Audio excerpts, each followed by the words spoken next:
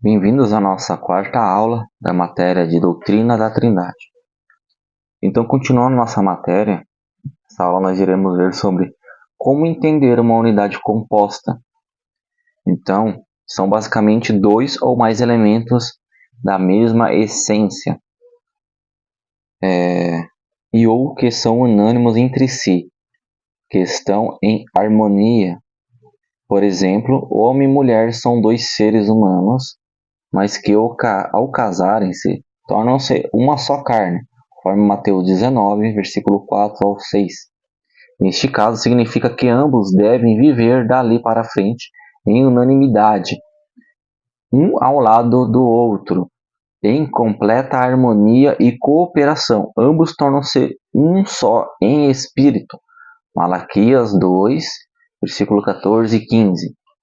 Os dois sonhos que Faraó teve em Gênesis 41, 25 e 26, embora fossem dois sonhos com figuras diferentes, vagas, facas e espigas, tratavam-se de um sonho só, pois ambos estavam representando uma mesma coisa. Então os dois sonhos eram diferentes, mas tinham o mesmo significado. E José disse a Faraó: o sonho de Faraó é um. Deus mostrou a Faraó o que ele está para fazer. As sete vacas boas são 7 anos, e as 7 espigas boas são 7 anos. O sonho é um. Em ambos os casos, temos mais de um elemento, marido e mulher, dois sonhos, mas que formam uma unidade. Assim também o Senhor Yahvé, Jeová, o Pai, é o único Deus, mas revela-se em três pessoas que são um só Deus. Agora sobre outro tópico, né, que é em Deuteronômio 6:4, só Yahvé é Deus? Uma pergunta. Então, ouve, ó Israel, o Senhor nosso Deus é o único Senhor. Ouve, ó Israel, Yahvé, o nosso Senhor é o único Deus. A primeira versão é uma versão da Bíblia e a outra aqui também é uma outra versão da Bíblia, a qual uma está contida o Senhor e na outra está Yahvé. São duas versões de King James diferentes, só para mostrar essa diferença. O fato de declarar que Deus existe em três pessoas, isto é, o Pai, o Filho e o Espírito Santo, não significa dizer que são três deuses, mas sim um único Deus em três pessoas. Por isso, Deuteronômio 6:4 não exclui a divindade do Senhor e nem do Espírito Santo. São atributos pertencentes a Deus, e Yahvé, Jeová, são também características do Filho e do Espírito Santo, confirmando-se, confirmando-lhes a mesma essência, a mesma natureza.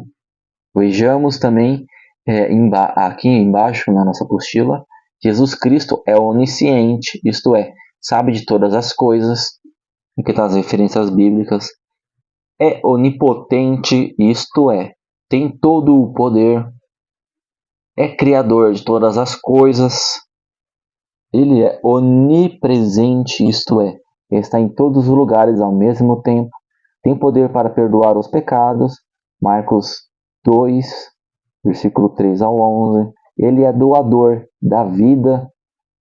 Em João 10:30, Jesus diferencia a pessoa do Pai e a pessoa do Filho quando afirma: eu e o Pai, mas os iguala quanto à unidade, natureza divina, quando diz somos um. Aí para isso nós temos que ler o contexto do João capítulo 10, versículo 30 ao 38. Portanto, eu e o Pai somos um.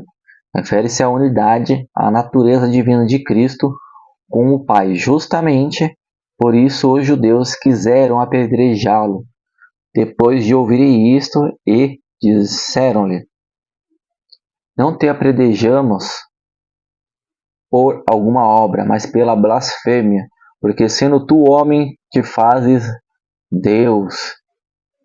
Então aqui, na versão da King James, E mesmo diante de tal afirmação, Jesus não negou ser Deus ou Filho de Deus, isto é, ele igual a ele.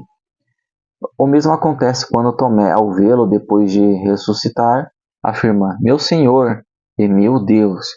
Isso está em João, capítulo 20, versículo 28. Em outra ocasião, pelo mesmo motivo, os judeus também tentaram acusar Jesus de blasfêmia e matá-lo. Vejamos, portanto, os judeus ainda mais procuravam matá-lo, porque não só violava o sabate, que é o sábado, mas também dizia que Deus era seu pai, fazendo-se igual a Deus. Isso está em João 5,18. Agora, para uma breve reflexão, se de acordo com Romanos 3,23, todos os seres humanos pecaram e foram privados da glória de Deus, por que unicamente Cristo não pecou? 1 Pedro 2,22. Já no Antigo Testamento, os animais oferecidos em remissão pelo pecado deveriam ser perfeitos em saúde, conforme Malaquias 1,13. Da mesma forma, o Senhor Jesus deveria ser oferecido por nós sem nenhum pecado, para que fosse capaz de tornar-se uma oferta pelo nosso pecado, uma oferta perfeita, sem mácula, sem mancha, conforme 2 Coríntios 5,21 e Hebreus 7, versículo 26 ao 28. Seria Jesus Cristo um ser humano qualquer como outro, que teve a exceção de não pecar? Claramente que não, né? Colocando em contradição o texto bíblico, ou de fato uma pessoa que tem toda a plenitude divina, mas mesmo assim não é Deus. Colossenses 2,9. Então, claramente que Cristo é Deus, senão a Bíblia estaria em contradição com ela mesma. Está claro que Jesus era humano, mas também é Deus. Apocalipse 1, versículos 7 e 8, e 17 e 18. Notamos que ao longo do Antigo Testamento, que o Espírito Santo, o Espírito de Deus ou o Espírito de Cristo, também recebe os mesmos atributos divinos que tem o Pai e o Filho. Vejamos, ele é onisciente, ele é onipotente, ele é onipresente. Contra o Espírito Santo se blasfema, assim como contra Deus. Todos esses atributos aqui estão com as referências bíblicas. Na sua apostila você consegue ver melhor. E também pode comparar, né? Consultar e comparar para ver o que aqui realmente está escrito lá. Contra o Espírito Santo se blasfema, né? Assim como contra Deus. Ele é o Espírito da verdade, fala da verdade. Assim como Cristo falou, eu sou o caminho, a verdade e a vida. Ele é o Espírito da vida. Tais características, verdade e vida, são apresentadas para Cristo como também atribuídas ao Espírito, conforme João 14,6. Percebe como a harmonia e a conexão é perfeita? Os três são um.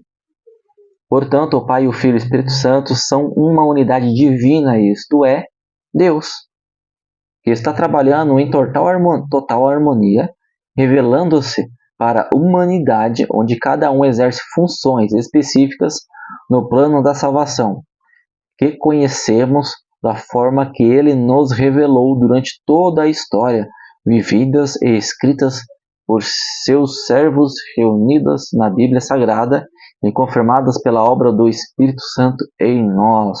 Um exemplo disso era a dispensação do Pai, a gente vai ver no Antigo Testamento. Na época em que Jesus estava aqui, ele estava em carne, na encarnação de Cristo, nós chamamos a dispensação do Filho. E hoje, já que Jesus foi para o Pai e nos deixou o Consolador amado, que é o Espírito Santo, nós estamos vivendo a dispensação do Espírito Santo. Há ainda algumas outras personalidades do Espírito Santo que caracterizam sua unidade divina. Por isso, ele também é chamado de Espírito de Deus e de Cristo, e revela seu trabalho no plano da salvação. Todo realizado por um único Deus. Vejamos, ele é glorificado, ele glorificará a Cristo, ensina aos cristãos, capacita os cristãos, dando-lhes dons espirituais inteligentemente. Ele fala ao povo de Deus nas Escrituras do Antigo Testamento.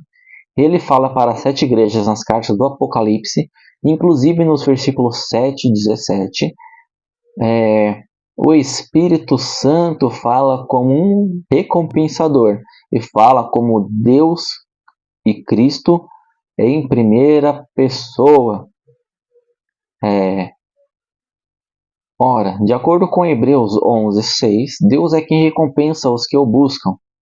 Se o Espírito Santo fala como recompensar em primeira pessoa, e Deus é quem recompensa, concluímos com isto que o Espírito é o próprio Deus falando.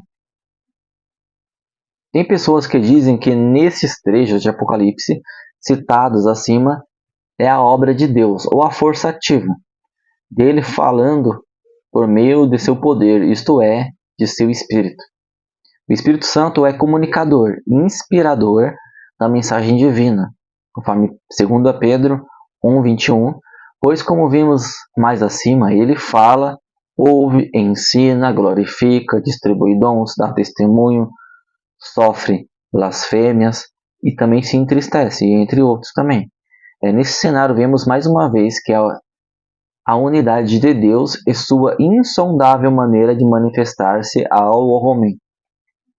Romanos 11:33, Salmo 139, verso 4 e 6, 17 e 18. Se ainda com todos esses versículos nos esclarecendo a dificuldade de se aceitar uma terceira pessoa da Trindade, julgue por si mesmo. É mais fácil dizer que o Espírito Santo é o próprio Deus realizando a sua obra de salvação. É mais fácil dizer que o Espírito é um poder ou força ativa com características pessoais de quem fala. João 16:13 se entristece. Efésios 4:30 convence. João 16:7-8 é inteligente. 1 Coríntios 12:11 glorifica. João 16:14 faz escolhas. Atos 13:2, 15, versículo 28. Agora encerramos essa nossa quarta aula. Na próxima aula continuamos com esse outro tema dentro dessa matéria.